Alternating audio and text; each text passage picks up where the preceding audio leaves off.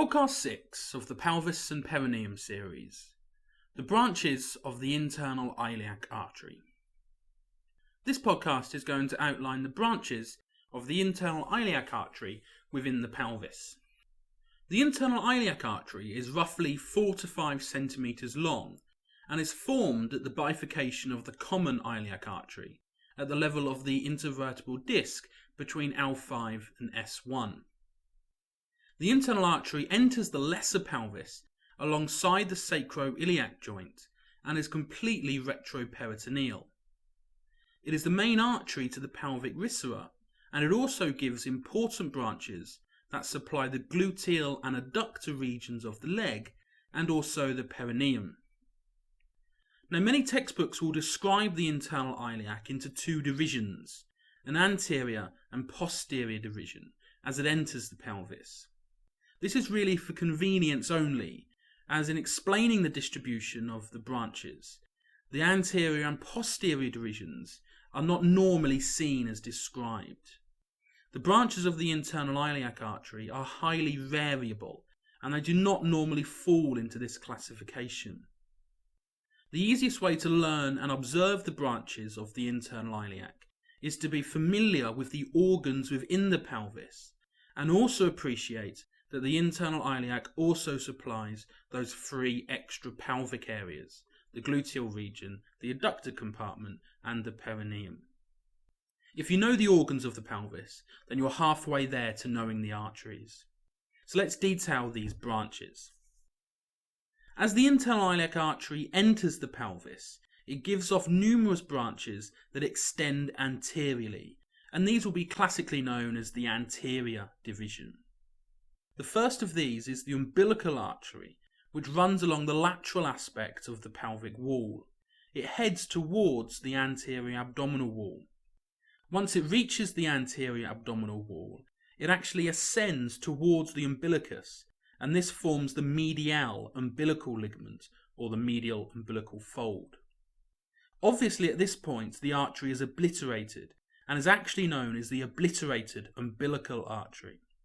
But before it becomes completely occluded, it gives off a series of branches that extend to the superior aspect of the bladder. These are the superior vesical arteries, and there's usually several of them, maybe 4 or 5. So the first anterior branch coming off the internal iliac artery is the umbilical artery, which gives off the superior vesicles before becoming occluded and running to the anterior abdominal wall. The second branch to come off the internal iliac artery anteriorly is usually the obturator artery. This artery runs alongside obturator internus muscle with the obturator vein and nerve to leave the pelvis via an opening in the obturator membrane.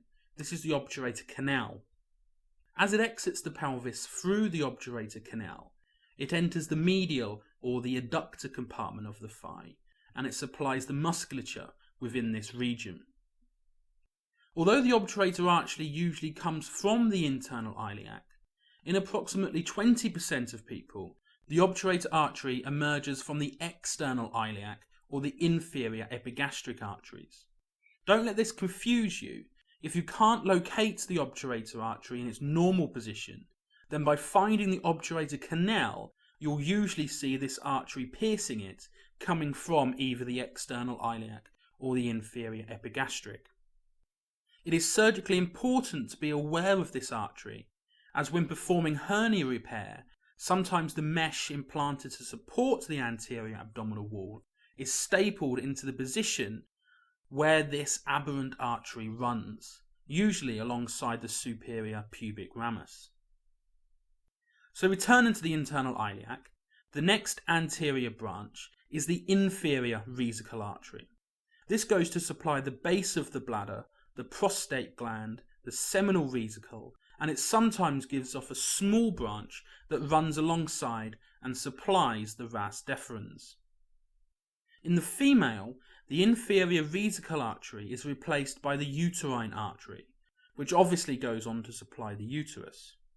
As it leaves the internal iliac artery, it runs in the base of the broad ligament and also gives off the vaginal artery, which goes to supply the vagina.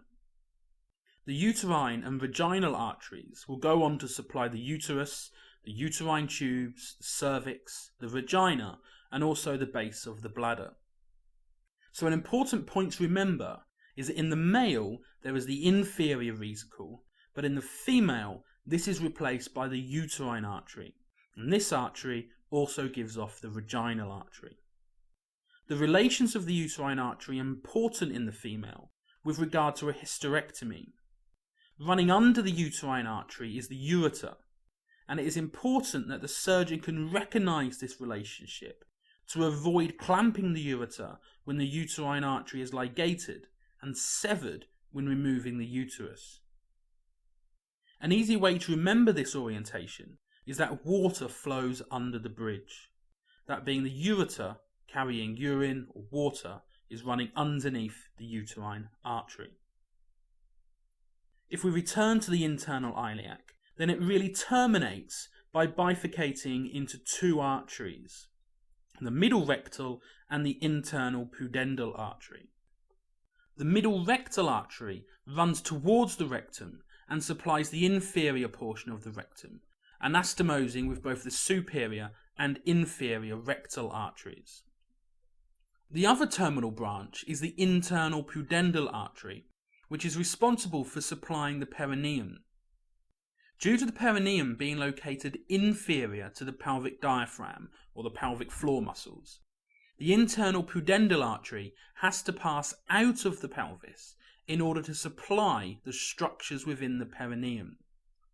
It passes out of the pelvis by going through the greater sciatic foramen, between piriformis and coccygeus muscles. It then passes around the posterior aspect of the ischial spine and sacrospinous ligament to enter the perineum via the lesser sciatic foramen. It then runs in the pudendal canal and goes on to supply the perineum. So just to repeat that, as it can be slightly tricky, the internal pudendal artery leaves the pelvic cavity by passing through the greater sciatic foramen between both piriformis and coccygeus. It then loops around the posterior surface of the ischial spine to enter the perineum via the lesser sciatic foramen. Also running with the internal pudendal artery is the internal pudendal vein and also the pudendal nerve. I will go over the precise details of the internal pudendal artery and the pudendal nerve and their numerous branches in a later podcast. So the internal iliac gives off a series of anteriorly projecting branches, and these are the umbilical artery, which gives rise to the superior vesicle and then becomes obliterated, the obturator artery, the inferior vesical artery in the male, the uterine artery in the female, which then gives off the vaginal, and it then terminates by bifurcating into the middle rectal and the internal pudendal. So to finish the podcast, I want to detail a couple of posteriorly projecting arteries from the posterior division, as commonly quoted in many textbooks, and these are the superior and inferior gluteal arteries. As their names suggest, these gluteal arteries supply the gluteal region of the leg. Both of these arteries leave the pelvic cavity by passing through the greater sciatic foramen, with the superior gluteal artery leaving above piriformis and the inferior gluteal artery leaving below piriformis. There are a couple of small additional arteries that I will just detail here for completeness. These are the iliolumbar and lateral sacral arteries. These small arteries come off the internal iliac fairly high up and supply various muscles in the region like psoas, iliacus, quadratus lumborum, piriformis, and they also supply some of the spine and vertebral column. So in this podcast, I've detailed the main branches of the internal iliac and described what they supply. The easiest way to identify these arteries is to be familiar with the organs of the pelvis, then follow the arteries to and from the internal iliac, and also be familiar with the location of piriformis. Knowing this should help you to identify the gluteal arteries and also help you to differentiate between the middle rectal and the internal pudendal. In the next podcast, I'm going to have a look at the pelvic floor musculature.